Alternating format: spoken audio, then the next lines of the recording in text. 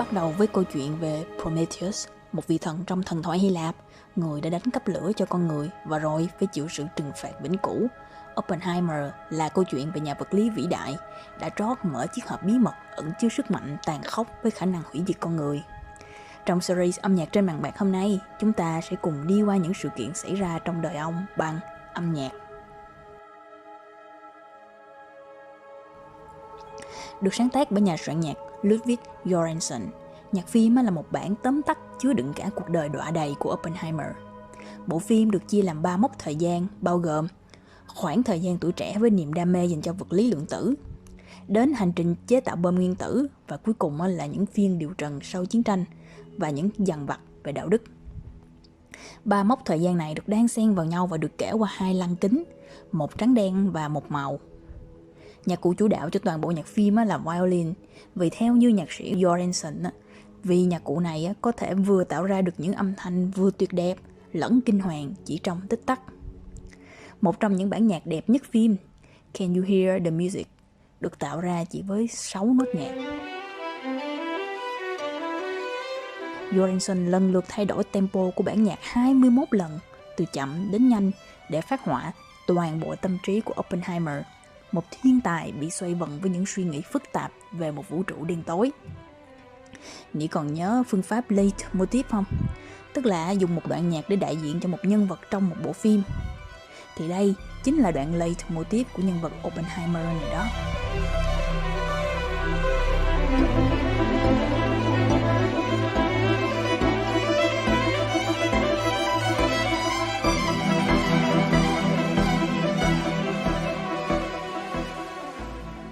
Song song với Oppenheimer là một đối trọng khác mang tên Lewis Strauss, với bản nhạc giới thiệu cũng là leitmotiv của nhân vật này.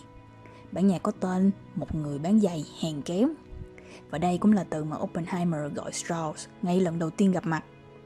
Bản nhạc mở đầu khá yên bình với dàn violin đệm nhẹ nhàng, thì trên nền đó tiếng piano nhẹ nhàng vang lên. Một người đàn ông có vẻ ngoài lịch sự và khiêm tốn.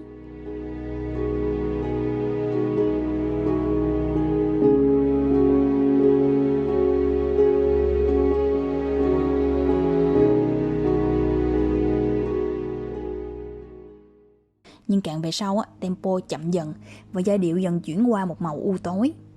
Đằng sau đó ẩn chứa một tâm hồn tự ti, và tự ti là khởi đầu của lòng đố kỵ.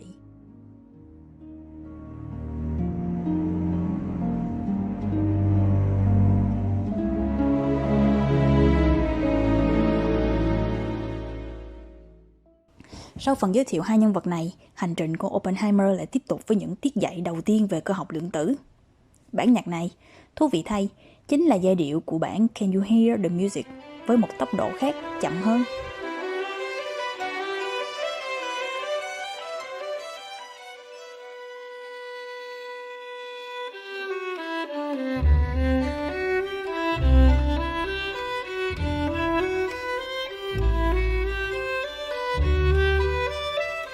Sở dĩ chậm hơn là do nhạc sĩ muốn diễn tả sự truyền tải kiến thức của Oppenheimer dành cho sinh viên.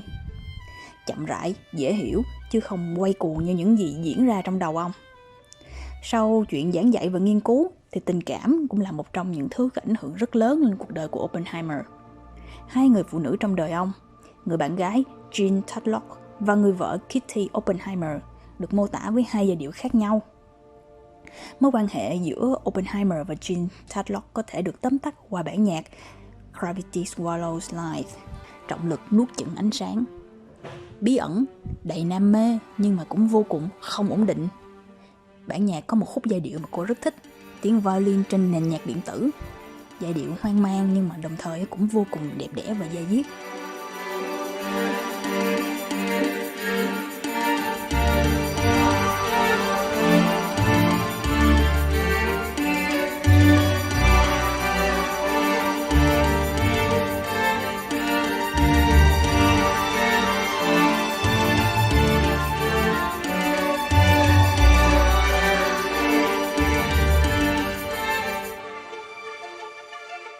Ngoài bản này ra, còn một bản nhạc khác là bản Meeting Kitty, khúc gặp mặt giữa Oppenheimer và vợ ông Kitty.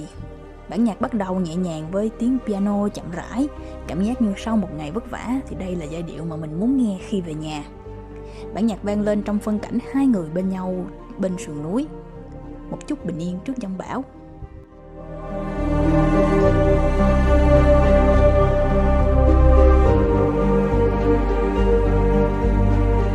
Hai người phụ nữ, hai bản nhạc, qua đó mình có thể lờ mờ thấy được cảm xúc của ông cho mỗi người và ai là người bên ông đến cuối đời.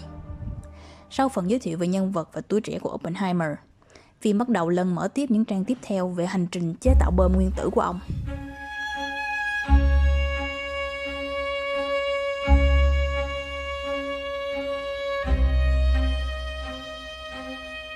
Với nhạc cụ chính vẫn là violin, nhưng Göransson thêm vào những âm thanh của nhạc cụ điện tử về dàn tổng hợp âm thanh để tạo nên sự căng thẳng đến nghẹt thở. Đến đây thì mình phải cảm ơn công nghệ, vì nếu chỉ bằng dàn nhạc giao hưởng mà không có sự hỗ trợ từ công nghệ âm thanh thì không thể nào diễn tả được mối đe dọa tiềm ẩn từ bom nguyên tử trong phim này.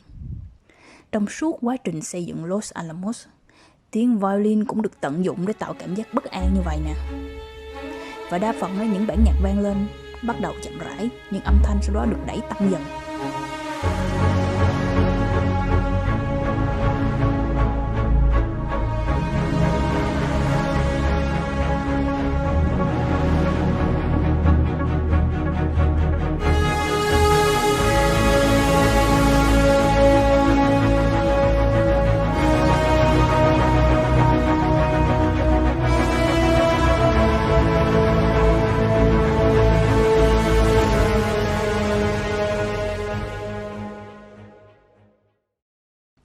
Sau đoạn này là đoạn chế tạo bom với bản nhạc có tên là Theorist. Một câu nói mà mấy nhà vật lý trong phim vẫn thường nói với Oppenheimer là lý thuyết chỉ có thể đưa anh đến đây thôi. Thì lúc này, một lần nữa giai điệu trong bản Can You Hear the Music cũng là leitmotiv của Oppenheimer lại vang lên. Nhưng lần này với một sắc thái u tối hơn.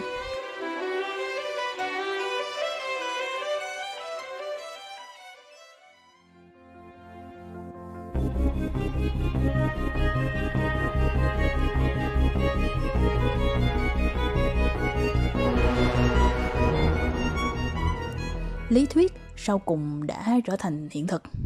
Nhưng chuyện này sẽ dẫn ta tới đâu đây? Sau đó là lúc chuẩn bị cho vụ thử Trinity với một bản nhạc mang tên Ground Zero, với phần đệm mô phỏng tiếng máy dò phóng xạ Geiger. Đây là tiếng máy dò thực tế nè. Còn đây là khi âm thanh này được chuyển thành âm nhạc.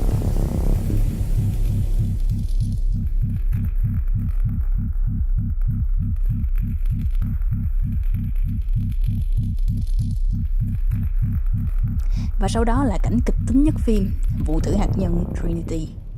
Âm nhạc được đẩy lên kịch tính hết mức ở những giây cuối cùng.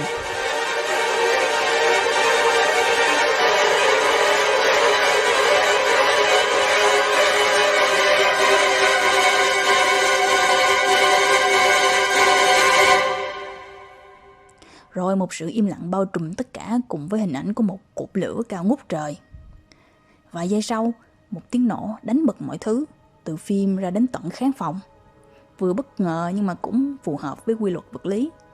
Tốc độ âm thanh đi chậm hơn tốc độ ánh sáng, do đó mình sẽ thấy ánh lửa trước, rồi mới nghe thấy tiếng nổ. Đồng nghĩa với việc mình nhìn thấy cái chết trước khi nghe và cảm nhận được nó. Một trải nghiệm điện ảnh nghẹt thở đến kinh hoàng. Song song đó, mâu thuẫn giữa Strauss và Oppenheimer về việc phát triển vũ khí sau chiến tranh cũng được đẩy lên cao trào ở giai đoạn này qua bản nhạc Fusion. Cũng là từ giai điệu leitmotiv của Strauss trong cái bản đầu phim.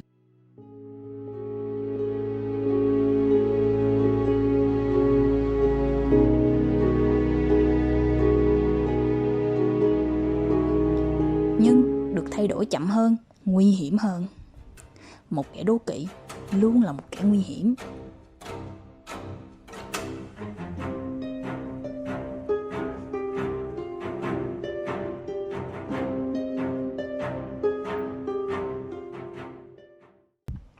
Phần 2 này kết lại với bản nhạc mang tên What We Have Done, khi chuyến xe chở 2 trái bom nguyên tử lên đường đến Nhật Bản. Và bản nhạc này được lấy cảm hứng từ khúc Cầu hồn của Mozart. một khúc nhạc chết chóc.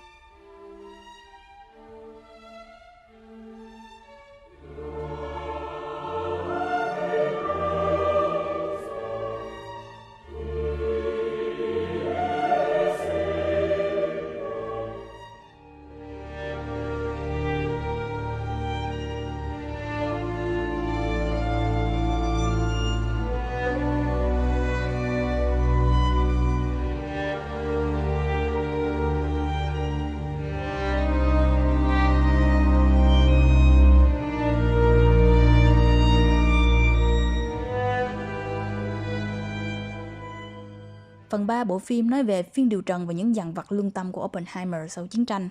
Đây là một phần tưởng như ít kịch tính, nhưng mà nhờ âm nhạc và lời thoại, phần này lại là phần gây cấn nhất.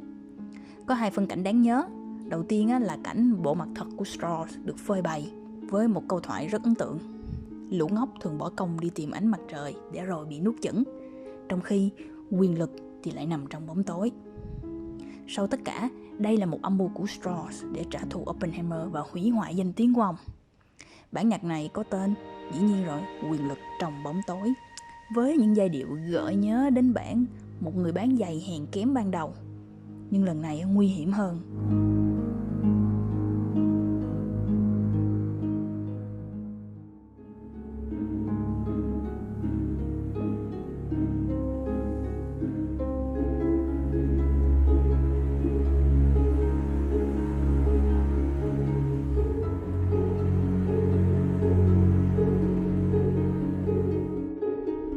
Cuối cùng là một đoạn violin hỗn loạn, thể hiện con người Strauss đã bị lòng đố kỵ nuốt chửng như thế nào.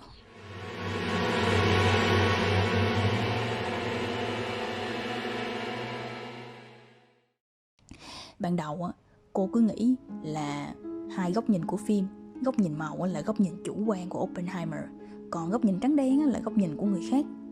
Nhưng sau khi coi phim cô nhận ra là thì ra góc nhìn trắng đen là góc nhìn chủ quan của Strauss, còn góc nhìn màu mới là góc nhìn bình thường. Lòng đố kỵ và sự tự ti đã khiến góc nhìn của Strauss trở nên đơn sắc như vậy đó. Một phân đoạn khác là cảnh Kitty ở phiên điều trần, mở đầu với giai điệu nhẹ nhàng gợi nhớ đến bản Meeting Kitty ở khúc đầu. Sau đó giai điệu này dần thay đổi, hỗn loạn hơn nhưng mà đồng thời cũng quyết đoán hơn.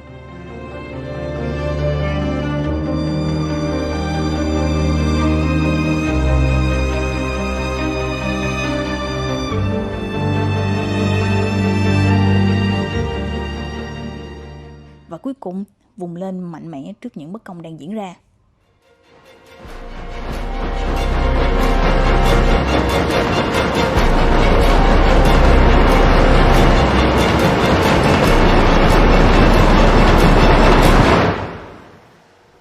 Kitty cũng có những bất ổn về tâm lý. Hôn nhân của họ cũng có trục trặc, có phản bội, nhưng sau cùng bà vẫn chọn ở bên Oppenheimer. Cảnh mở đầu và cảnh cuối phim đều là cảnh Oppenheimer bần thần nhìn vào khoảng không với những tưởng tượng khác nhau về thế giới. Đoạn nhạc cuối phim Kẻ hủy diệt thế giới vang lên sau cuộc nói chuyện với Einstein, là một phiên bản khác của đoạn leitmotiv Can You Hear the Music ban đầu, nhưng mà lần này lại khác những lần trước.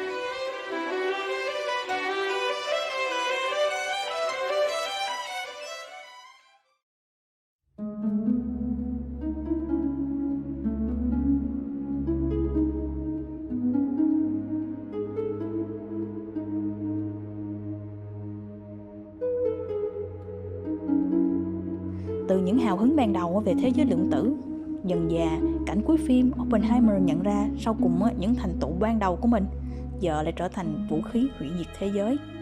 Toàn bộ sự giằng xé về mặt đạo đức, đam mê lẫn đau thương bên trong ông đều được mô tả xuyên suốt bộ phim bằng âm nhạc như thế đó.